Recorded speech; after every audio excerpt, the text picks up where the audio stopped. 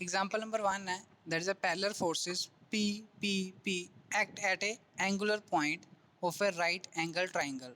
कहते कि अपने को अगर आप राइट एंगल ट्राइंगल ड्रॉ करते हैं that is a right angle triangle that is make the 90 degree here और ਉਹਦਾ ਨਾਮ ਰੱਖ ਦਿੰਦੇ ਆ ਆਪਾਂ A B ਤੇ C।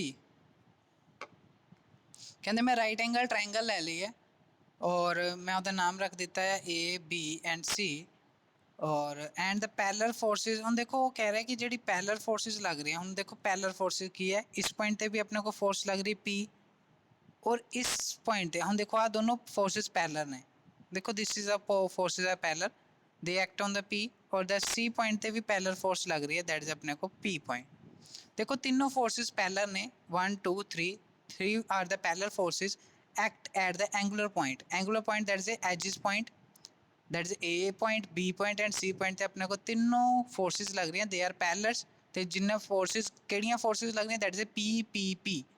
फर्स्ट लाइन इन्नी दे मतलब सानू पता लग गया। Next on and the parallel forces अपने को 2p and 2p act at the middle point of the all the sided. We have draw the middle point that is C or A, they have the middle point there is D.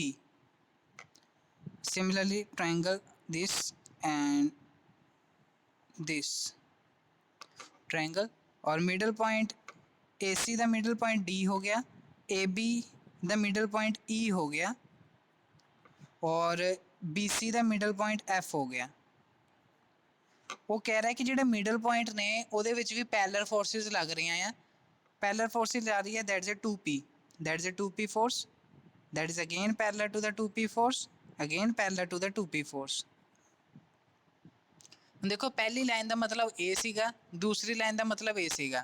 उन्होंने कहा पहली line ਦੇ ਵਿੱਚ ਕਿ ਆਪਣੇ ਕੋ PPP तीन parallel forces ने तीनों पॉइंट एंगुलर पॉइंट ਤੇ ਲੱਗ रही हैं triangle of ABC right angle ਤੇ।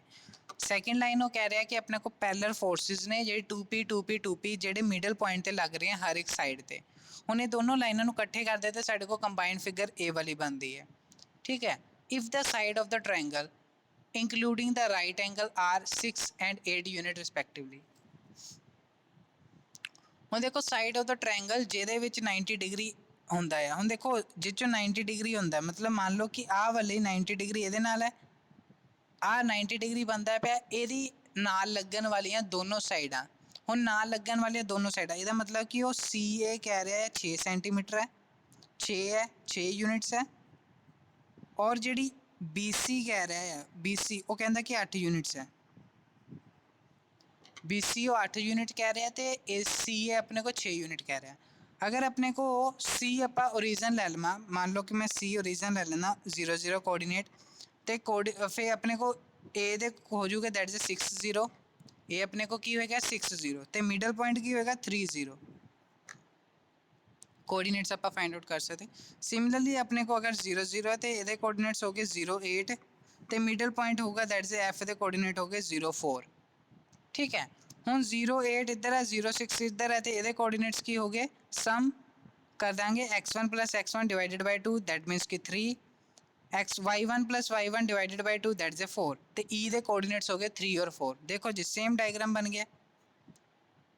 ਹੁਣ ਉਹ ਕਹਿ ਰਿਹਾ ਕਿ find the distance of the centre of these forces from the C. ਕਹਿੰਦੇ ਕਿ ਆਪਾਂ C ਤੋਂ ਡਿਸਟੈਂਸ ਨਿਕਾਲਣਾ ਆ ਸਾਰਿਆਂ ਦਾ ਜਿਹੜਾ ਰਾਈਟ ਐਂਗਲ ਤੇ ਬਣਦਾ ਪਿਆ C। ਠੀਕ ਹੈ ਨਾ ਹੁਣ C ਤੋਂ ਆਪਾਂ ਡਿਸਟੈਂਸ ਨਿਕਾਲਣਾ find the distance of the centre of these forces from C। ਹੁਣ ਸੈਂਟਰ ਤੋਂ ਆਪਾਂ C ਦਾ ਜਿੰਨਾ ਡਿਸਟੈਂਸ ਬਣਦਾ ਆਪਾਂ ਉਹ ਨਿਕਾਲਣਾ ਹੈ।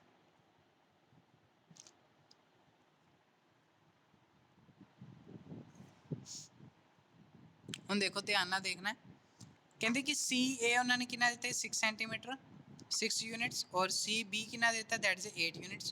उन्होंने पता सी अगर मैं सेंटर समझ के चलता दैट इज ओरिजन होएगा 0 0 तो मैंने सारे कोऑर्डिनेट्स ने मैं फाइंड आउट कर लिया। हूँ मैं मिडल पॉइंट के कोऑर्डिनेट्स भी फाइंड आउट कर ले।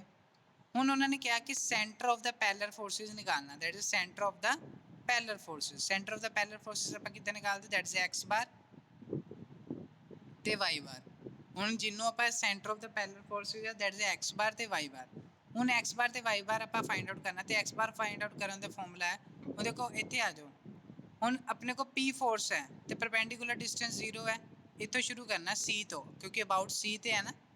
हुण देखो अबाउट सी ते है, मैं कर देना तुहानू को, अगर पहली अपने को फोर्स हैगी है first force P, perpendicular distance 0, second अपने को 2P, परपेंडिकुलर डिस्टेंस अपने को देखो कितना है, डिस्टेंस कितना है, दैट इज 3 का डिस्टेंस आ जाएगा, तो 2P इंटू 3।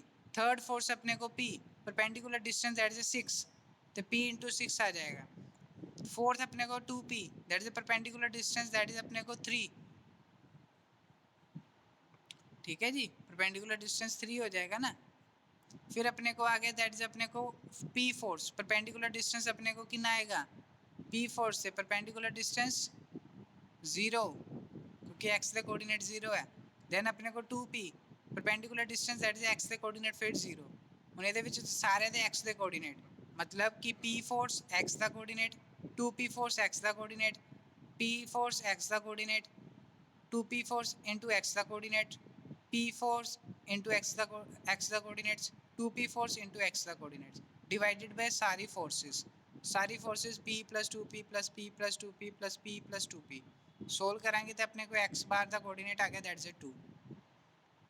सिमिलरली y बार कटांगे, P फोर्स y का coordinate that is 0, P into 0 plus 2P force into y का coordinate that is into 0 plus P into 0 that is 0, फिर 2P into 4 plus P into 8 plus 2P into 4। देखो जी वही है sum of the all the forces. तो मेरे को centre of the parallel forces है, सेंटर के कोऑर्डिनेट्स आ गए 2 ਤੇ 8/3। ਹੁਣ ਉਹਨਾਂ ਨੇ ਕਿਹਾ ਕਿ ਉਹਦਾ ਡਿਸਟੈਂਸ ਕੱਢਣਾ ਆ ਫਰੋਮ C ਤੋਂ।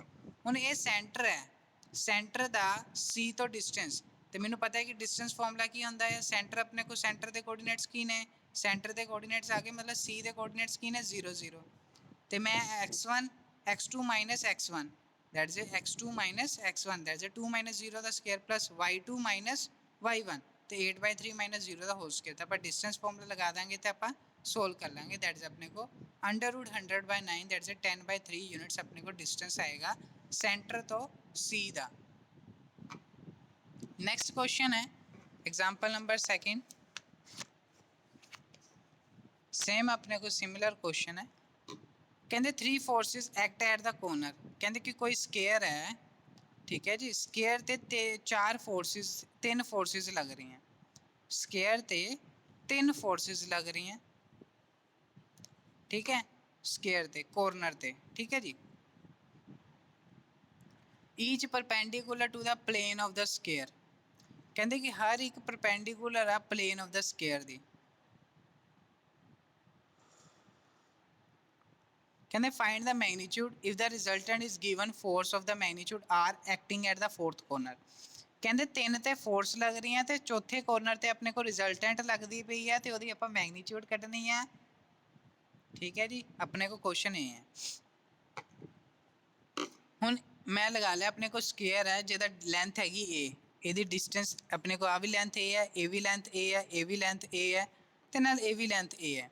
अगर अपने को a ओरिजन है 0 0 है, तो b के कोऑर्डिनेट्स की हो गए, दैट इज a0 a,0। उधर ही अपने को c के कोऑर्डिनेट्स की हो गए, हम देखो अपने को x एक्सिस भी है y एक्सिस भी है, तो a हो जाएगा। इधर ही हम अपने को अगर d कोऑर्डिनेट्स दे देखने हैं, दैट इज x 0 है y a है, तो अपने को 0 a हो जाएगा। ਹੁਣ ਉਹਨਾਂ ਨੇ ਕਹਿਤਾ ਕਿ B ਪੁਆਇੰਟ ਤੇ P1 ਫੋਰਸ ਲੱਗ ਰਹੀ, B2 ਤੇ C ਤੇ P2 ਲੱਗ ਰਹੀ ਹੈ, D ਤੇ P3 ਲੱਗ ਰਹੀ, they are the parallel forces. ਤੇ R ਵੀ ਆਪਣੇ ਕੋਲ ਰਿਜ਼ਲਟੈਂਟ ਫੋਰਸਿਸ ਹੈ, ਰਿਜ਼ਲਟੈਂਟ ਫੋਰਸ ਇਟ ਮੀਨਸ ਕਿ sum of the all the forces that is P1 plus P2 plus P3। ਹੁਣ ਮੈਂ A ਨੂੰ ਐਜ਼ ਏ ਓਰੀਜਨ ਲੈ ਲਿਆ, ਤੇ ਮੈਂ ਕੋਆਰਡੀਨੇਟ ਸਾਰਿਆਂ ਦੇ ਫਾਈਂਡ ਆਊਟ ਕਰ ਲਏ। ਹੁਣ ਮੈਂ ਫਾਈਂਡ ਆਊਟ ਕਰੂੰਗਾ that is centre of the parallel forces. ਹੁਣ centre of the parallel forces find out ਕਰਨਾ। ਹੁਣ ਦੇਖੋ centre of the parallel forces ਆਪਣੇ को ਕੀ ਹੈ, A is the center of the parallel force। अगर मैं A ਨੂੰ सेंटर समझदा, इट मीन्स कि मेरे को x बार ਤੇ y बार ਦੇ ਕੋਆਰਡੀਨੇਟਸ ਆ ਗਏ 0 0, x बार ਤੇ y बार अपने को 0 0 ਹੋ ਗਿਆ। ਹੁਣ ਦੇਖੋ ਇੱਥੇ x बार ਦੀ ਵੈਲਿਊ ਇਹਨਾਂ ਨੇ 0 ਲਈ ਹੈ, ਇੱਥੇ y बार ਦੀ ਵੈਲਿਊ 0 ਲਈ ਹੈ, ਠੀਕ ਹੈ ਜੀ।